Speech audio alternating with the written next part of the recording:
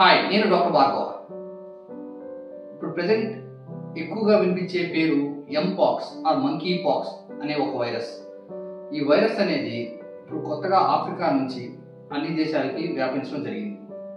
అయితే ఈ monkey pox అని ఏదైతే మనం ఇప్పుడు వింటున్నామో 40-50 ఏళ్ల క్రితమే స్మాల్ పాక్స్, దీన్నే తెలుగులో మసూచి అంటాం. ఈ స్మాల్ పాక్స్ అనే వైరస్కి సంబంధించిన వైరస్ ఈ మంకీ పాక్స్ కూడా. ఈ monkey పాక్సెస్కి Claude 1A, 1B, 2A, 2B అని 4 రకాల స్ట్రెయిన్స్ ఉన్నాయి. దీంట్లో 2B అనేది ఏదైతే ఉందో 2022లో ఆఫ్రికా నుంచి అన్ని దేశాలకి ఎక్కువగా వ్యాపించడం జరిగింది. కానీ ఇప్పుడు 1A, 1B కూడా అట్లానే మెల్లగా స్ప్రెడ్ అవుతుంది. ఈ మంకీ పాక్స్ గురించి కరోనాకి సంబంధించిన అంత భయపడాల్సిన అవసరం లేని అంశాలు కొన్ని ఉన్నాయి, కొన్ని జాగ్రత్తలు తీసుకోవాల్సిన అంశాలు కొన్ని ఉన్నాయి. ఈ మంకీ పాక్స్ ముఖ్యంగా కోతులు, మంకీస్ అండ్ స్క్విరల్స్ దగ్గర నుంచి ఈ మనిషికి వ్యాపించడం జరిగింది. అయితే ఎట్లా వస్తుంది అంటే ఇది జంతువులు కానీ మనుషులు కానీ ఏవైనా వాళ్ళ సెక్రీషన్స్, సెలైవా అంటే తుమ్మినప్పుడు కానీ దగ్గినప్పుడు కానీ వాళ్ళ ఉమ్ముగా ఏదైతే సెలైవా ఉంటుందో అది డ్రాప్లెట్స్ అనేది కొంతమంది మాట్లాడేటప్పుడు బయటకు పడుతూ ఉంటుంది. ఇటువంటి వాళ్ళల్లో ఆ సెలైవా డ్రాప్లెట్స్ ద్వారా స్ప్రెడ్ అవ్వడం జరుగుతూ ఉంటుంది. అది కాకుండా సెక్షువల్ ట్రాన్స్మిషన్ ఉంటుంది. ఎవరికైతే ఈ మంకీ పాక్స్ వచ్చిందో వాళ్ళు సెక్స్లో ఇన్వాల్వ్ అయినప్పుడు ఆపోజిట్ వాళ్ళకి అది స్ప్రెడ్ అవ్వడం జరిగే అవకాశం ఉంది. ప్రెగ్నెంట్ ఉమెన్కి ఈ మంకీ పాక్స్ వస్తే కడుపులో ఉన్న బేబీకి స్ప్రెడ్ అవ్వచ్చు అండ్ కడుపులో ఉన్న బేబీకి కొన్ని అబ్నార్మాలిటీస్ కూడా డెవలప్ అయ్యే అవకాశం ఉంది మంకీ పాక్స్ వల్ల. ఎవరికైతే మంకీ పాక్స్ వచ్చిందో వాళ్ళు వాడిన సిరంజెస్ ఇంకొకరు వాడినప్పుడు కానీ వాళ్ళు వాడిన బట్టలు కానీ వేరే వాళ్ళు యూజ్ చేస్తే అది స్ప్రెడ్ అయ్యే అవకాశం ఉంది. దాదాపు కరోనాకు సంబంధించిన ఎటువంటివి అయితే స్ప్రెడ్ అవ్వచ్చు అటువంటివన్నీ కూడా మంకీ పాక్స్ ఉన్నాయి. కానీ అంత అగ్రెసివ్గా ఉండదు. కరోనాలో ఎట్లా అయితే మనం మాస్కులు పెట్టుకొని ఎన్నింటినీ మాస్కులు పెట్టుకొని తిరుగుతున్నామో అంత అగ్రెసివ్గా ఉండదు. కానీ స్ప్రెడ్ మాత్రం అట్లానే ఉంటుంది. తీసుకోవాల్సిన జాగ్రత్తలు కూడా దాదాపు అటువంటి జాగ్రత్తలే ఉంటాయి. ఈ మంకీ పాక్స్లో వచ్చే లక్షణాలు ఎలా ఉంటాయి అంటే ఒంటి మీద ర్యాష్ వస్తుంది. అది కూడా చిన్నగా పింపుల్స్ లాగా వస్తూ ఉంటుంది. దానిలో వైట్ కలర్ ఫ్లూయిడ్ ఒకటి ఉంటుంది. ఆ ఫ్లూయిడ్ కూడా కొంచెం డేంజరస్. ఎందుకంటే ఆ ఫ్లూయిడ్ ద్వారా కూడా ఆ ఫ్లూయిడ్ ఎవరికైతే కాంటాక్ట్లో వస్తుందో వాళ్ళకి వ్యాపించే అవకాశం ఉంది మంకీ పాక్స్.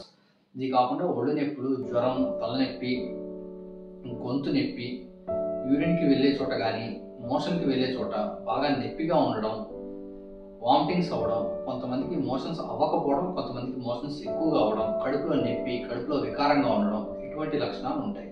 ఇంకా సివియర్ స్టేజ్కి వెళ్ళినప్పుడు అది హార్ట్ మీద కానీ లంగ్స్ అండ్ బ్రెయిన్ మీద కూడా ఎఫెక్ట్ అయ్యే అవకాశం ఉంటుంది.